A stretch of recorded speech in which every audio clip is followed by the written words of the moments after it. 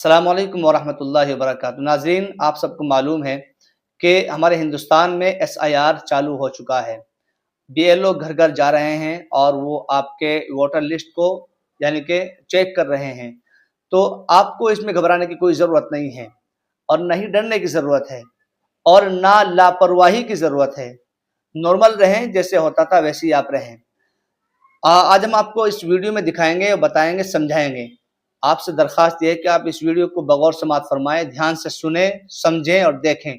ज़र्रा बराबर भी इसको आप वीडियो को ना काटें। आप वीडियो को पूरा देखें और जो समझाया जाएगा उसको समझें और उसी के आधार पर आप अपने डॉक्यूमेंट्स तैयार रखें। दरख्वास्त है कि आप इस वीडियो को देख लें। का वोटर है तो ये जानकारी उनके लिए बहुत बहुत जरूरी है। चुनाव आयोग ने सिर नाम का एक नया अभियान शुरू किया है जो सीधे तौर पर वोट देने के अधिकार से जुड़ा हुआ है। चलिए इसे जरा समझते हैं।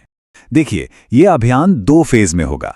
पहला फेज 4 नवंबर 2025 से शुरू होगा, जिसमें बूथ लेवल ऑफिसर्स यानी बीएलओज घर घर आकर वोटर्स की जानकारी को वेरीफाई करेंगे।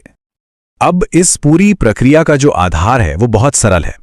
2025 की जो वोटर लिस्ट है उसकी तुलना सीधे सीधे साल 2002 की लिस्ट से की जाएगी और इसी तुलना के आधार पर हर वोटर को ए से लेकर एफ तक 6 अलग अलग कैटेगरीज में बांटा जाएगा। मतलब 2002 की वो लिस्ट ही एक तरह से सब कुछ तय करने वाली है। तो सवाल ये उठता है कि किसी को कौन सी कैटेगरी मिलेगी। इसके लिए ना 2 मुख्य चीजें देखी जाएंगी।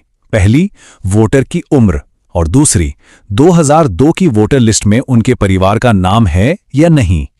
ठीक है, तो सबसे पहले ग्रुप को देखते हैं।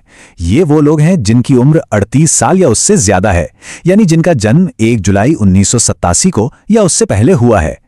अगर उनका नाम 2002 की लिस्ट में मिल जाता है तो उन्हें रखा जाएगा कैटेगरी ए में, और अगर नाम नहीं मिलता तो उन्हें डाल दिया जाएगा कैटेगरी बी में। एकदम सीधा सा हिसाब है। अच्छा, अब आते हैं दूसरे एज ग्रुप पर। यह है 22 से 38 साल के वोटर्स जिनका जन्म 2 जुलाई 1987 से 2 दिसंबर 2004 के बीच हुआ है। अगर इनके माता या पिता दोनों में से किसी एक का भी नाम 2002 की सूची में है तो उन्हें मिलेगी कैटेगरी सी। लेकिन अगर माता पिता दोनों में से किसी का भी नाम उस लिस्ट में नहीं है तो फिर उन्हें कैटेगरी डी में रखा जाएगा। और आखिर में बात करते हैं सबसे यंग वोटर्स की, यानी 18 से 21 साल के वोटर्स की। यहां पर नियम थोड़े और सख्त हैं।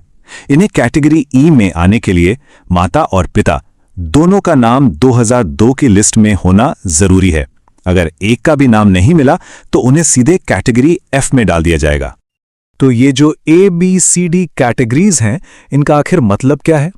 इसका जवाब मिलता है हमें दूसरे फेज में। आपकी कैटेगरी ही ये तय करेगी कि आपको अपना वोट देने का अधिकार बनाए रखने के लिए कौन से और कितने डॉक्यूमेंट्स जमा करने पड़ेंगे, और कुछ मामलों में अपना वोट देने का अधिकार बचाने के लिए इतने डॉक्यूमेंट्स तक देने पड़ सकते हैं। चलिए इस टेबल को जरा ध्यान से समझते हैं। अगर कोई कैटेगरी ए में है तो बहुत बढ़िया, उन्हें कोई प्रूफ नहीं देना होगा।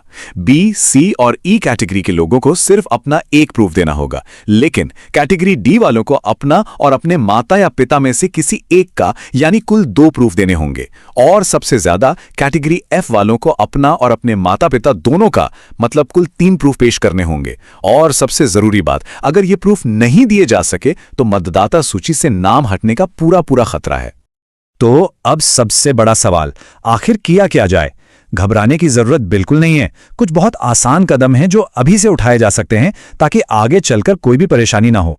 तो सवाल यह है कि पहले फेज की तैयारी के लिए हम अभी से राइट नाउ क्या कर सकते हैं?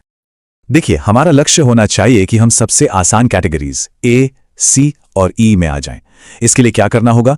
जिनकी उम्र 41 साल से ज्यादा है वो 2002 की लिस्ट से अपना नाम, भाग संख्या और क्रम संख्या ढूंढकर अपने बीएलओ को दे दें। जो 21 से 38 साल के हैं वो अपने माता या पिता में से किसी एक की 2002 की लिस्ट की जानकारी अपने बीएलओ को दे दें। और जो 18 से 21 साल की युवा वोटर हैं वो अपने माता और पिता दोनों की 2002 की जानकारी निकालकर अपने बीएलओ को दे दें। एक बात याद रखिए, अभी से ये थोड़ी सी मेहनत करने का फायदा बहुत बड़ा है।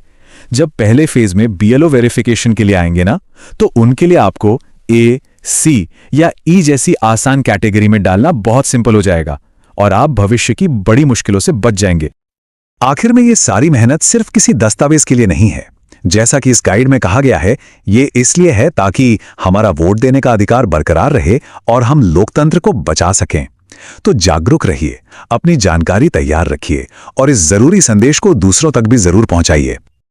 नाजरीन, आपने इस वीडियो में क्या देखा है, क्या समझे हैं? उम्मीद है कि आप इसको बिल्कुल अच्छी तरीके से समझ गए होंगे और आपसे दरख्वास्त यही है कि आप बिल्कुल निडर रहें, घबराएं नहीं, होशियार रहें, अपना डॉक्यूमेंट तैयार रखें।